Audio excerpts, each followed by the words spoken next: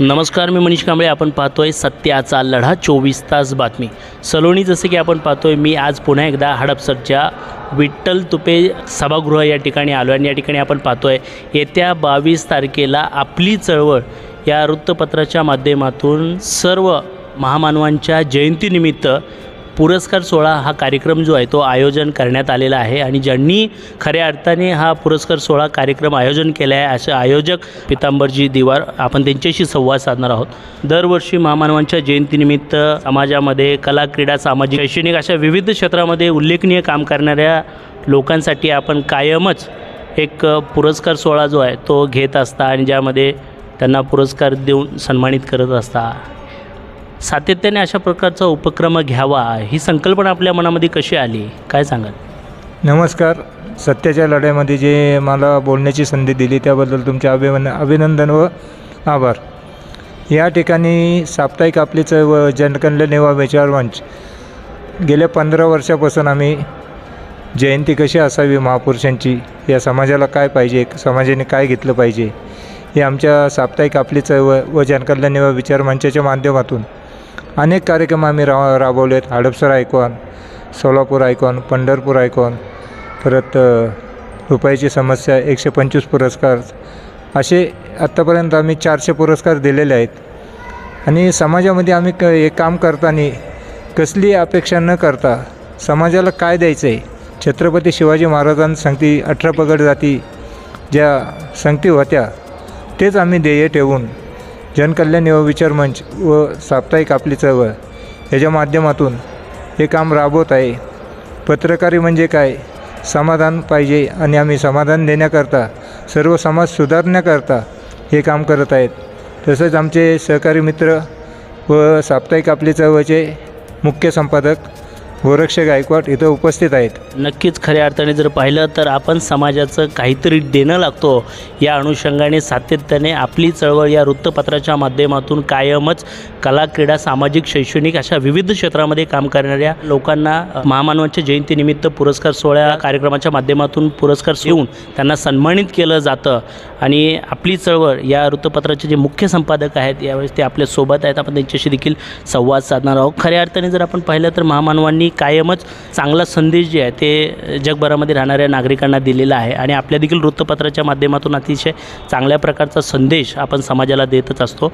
आणि अलाहाबादप्रमाणे याही वर्षी येत्या 22 तारखेला जो पुरस्कार सोहळा हा कार्यक्रम आपण घेणार आहे, काय नेमकं या पाठीमागचा उद्देश आहे आणि असं का वाटतं की आपण देखील समाजाला काही ना काही देणं लागतो या विचाराने आपण तो पुरस्कार दिला पाहिजे? तुमची ध्येय धोरणं या माध्यमातून काय असणार आहे, काय? खरं तर गेल्या 15 वर्षापासून आम्ही आपली चळवळ आणि जनकल्याण युवा विचार मंचच्या माध्यमातून काम करतो आहे. हडपसर असो किंवा अजून परिसरातले भाग असो, सोलापूर असो, कोल्हापूर असो, सातारा असो, मध्यंतरी मुंबई असो, या आम्ही मेन शहरामध्ये आम्ही जवळपास 400पेक्षा जास्त व्यक्तींना पुरस्काराने सन्मानित केलेलं आहे. कुठंतरी त्या व्यक्तींनी केलेल्या चांगल्या कामाची त्यांच्या पाठीवरती कौतुकाची थाप टाकणं हा याचा मुख्य हेतू आहे. एकंदरीत पुरस्कार दिल्याने पुढच्या माणसाला जी ऊर्जा मिळते आणि त्याची जबाबदारी वाढते, काम करण्याची पद्धत अजून सुधारते आणि तो व्यक्ती त्याच्या आयुष्यामध्ये अजून उंच शिखरावरती जाऊन काम करेल या हेतून आम्ही हा पुरस्कार देत असतो. आतापर्यंत जसं की पितांबरजींनी सांगितलं की केवळ आपण समाजाचं काहीतरी देणं लागतो आणि समाजामध्ये चांगलं काम करणाऱ्या व्यक्तींच्या पाठीशी खंबीरपणे उभं राहणं हे आमचं काम आहे आणि म्हणून आम्ही हे पुरस्कार देत असतो. नक्कीच एखाद्या व्यक्तीकडनं एखादी चूक झाली तर निश्चितपणे त्या व्यक्तीला आणि त्या चुकीला हायलाईट करण्याचं काम अनेक जण करत असतात. मात्र त्यांनी केलेल्या चांगल्या कामाबद्दल आणि त्यांनी केलेल्या उल्लेखनीय कामाबद्दल त्याच्या पाठीवरती गौरवाची थाप मात्र अद्याप कोण देत नाही आहे. परंतु आपण या ठिकाणी पाहतो आहे आपली चळवळ या वृत्तपत्राच्या माध्यमातून अनेक उल्लेखनीय काम करणाऱ्या व्यक्तींना महामानवांच्या जयंतीनिमित्त एक आगळावेगळा पुरस्कार घेऊन त्यांना पुरस्कार देऊन सन्मानित केलं जाते. अतिशय कौतुकास्पद हे काम आहे. त्याचबरोबर आपण या ठिकाणी त्यांच्याशी आणखीन काही गोष्टीवरती संवाद साधणार.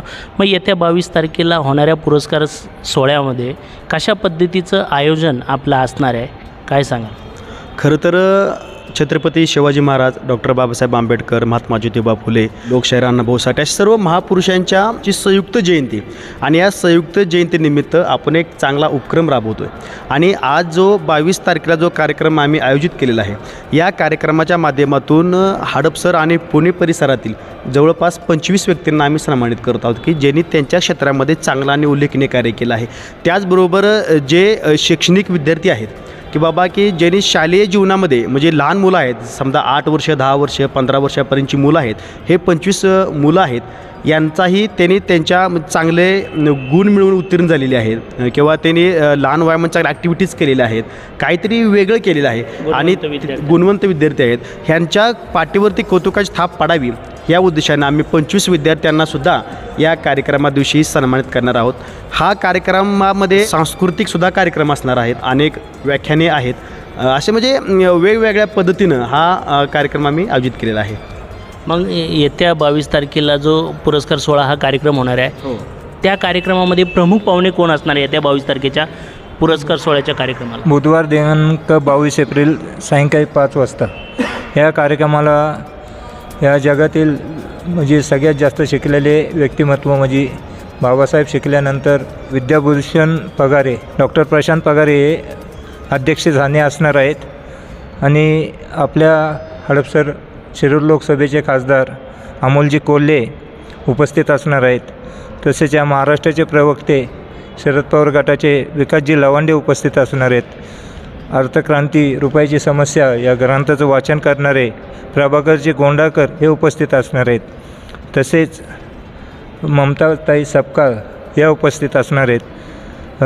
हडपसरचे आमदार चेतनजी तुपे पाटील हे उपस्थित असणार आहेत आणि मनाची मशागत दत्ताजी कोयंकर या ठिकाणी उपस्थित असणार आहेत. तसेच दादासाहेब फाळके पुरस्कार मिळालेले जे युवा अनेक पिक्चरचे डायरेक्टर संतोषजी संकत उपस्थित असणार आहेत. सहाय्यक आयुक्त पुणे जिल्हा विशालजी लोंढे हे उपस्थित असणार आहेत आणि अनेक पुण्यातले मान्यवर उपस्थित असणार आहेत. राष्ट्रवादीचे उपाध्यक्ष सुरेश अण्णा घुले हे बी उपस्थित असणार आहेत. आम्ही सर्व धर्मातले जातीतले सर्व महापुरुषांचे जे विचार आम्ही सगळ्या समाजासमोर नेण्याकरता हे काम करत आहे. नक्कीच मंडळी, आपण खऱ्या अर्थाने जर पाहिलं तर येत्या 22 तारखेला आपली चळवळ या वृत्तपत्राच्या माध्यमातून उल्लेखनीय आणि गौरवस्पद काम करणाऱ्या व्यक्तींना गौरवाची थाप देण्यासाठी, पुरस्कार देऊन त्यांना सन्मानित करण्यासाठी अनेक दिग्गज आणि नामांकित राजकीय, सामाजिक आणि शैक्षणिक क्षेत्रातले काही मान्यवर जे आहेत ते विशेष करून या ठिकाणी येणार आहेत.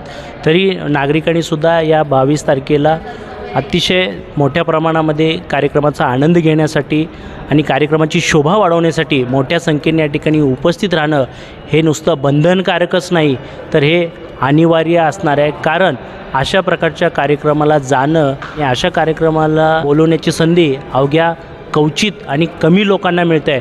मात्र आपल्या सत्याचा लढा या न्यूज चॅनलच्या माध्यमातून जे मुलाखत आपण घेतलेली आहे आणि या मुलाखतच्या माध्यमातून आपल्या सर्व नागरिकांना हडपसरच्या विठ्ठल तुपे सभागृह या ठिकाणी आमंत्रित करण्यात येत आहे आणि म्हणून निश्चितच आपण सर्वजण बहुमूल्य आपला वेळ काढून या ठिकाणी कार्यक्रमात उपस्थित यावं अशी देखील मागणी त्यांच्याकडलं केली जाणार आहे. सर, काय सांगणार आहे मग त्या टायमाला कार्यक्रमाला येणाऱ्या नागरिकांना काही पासेस वगैरे असं काय असणार आहे का? काय आव्हान काय असणार आहे कार्यक्रमाला? या कार्यक्रम म्हणजे सर्वांना फ्री असणार आहे आणि या कार्यक्रमानिमित्त आपण काय शिकून जायचं या ठिकाणी पुण्याचे महापौर बी इथं उपस्थित राहणार आहेत. विधान परिषदेचे आमदार योगेश अण्णा टिळेकर बी इथं उपस्थित राहणार आहेत. सर्व आपण जे मान्यवर इतिहास सांगणार आहे तो इतिहास जाणून घेण्याकरता सर्व इथल्या नागरिकांनी या विठ्ठल तुपे सांस्कृतिक भवनमध्ये आपली हजेरी लावणे हे आपलं कर्तव्य समजावं आणि मोठ्या संख्येने इथं या कार्यक्रमाला उपस्थित राहावं असे आम्ही आपले चळवळ व जनकल्याणच्या वतीने आवाहन करत आहे. निश्चितच होणाऱ्या 22 तारखेला पुरस्कार सोहळ्या या कार्यक्रमामध्ये कुठल्याही प्रकारचा भेदभाव न करता सर्व धर्म समभावचा संदेश घेऊन हा पुरस्कार सोहळा हा कार्यक्रम होणार आहे. म्हणून या कार्यक्रमासाठी आवर्जून मोठ्या संख्येने हडपसरच्या विठ्ठल तुपे या सामाजिक सांस्कृतिक भवनमध्ये आवर्जून आपली उपस्थिती दाखवावी असंही आव्हान या ठिकाणी केलं जात आहे. कॅमेरामन अजय सूर्यवंशीसह मी मनीष कांबळे, हडपसर.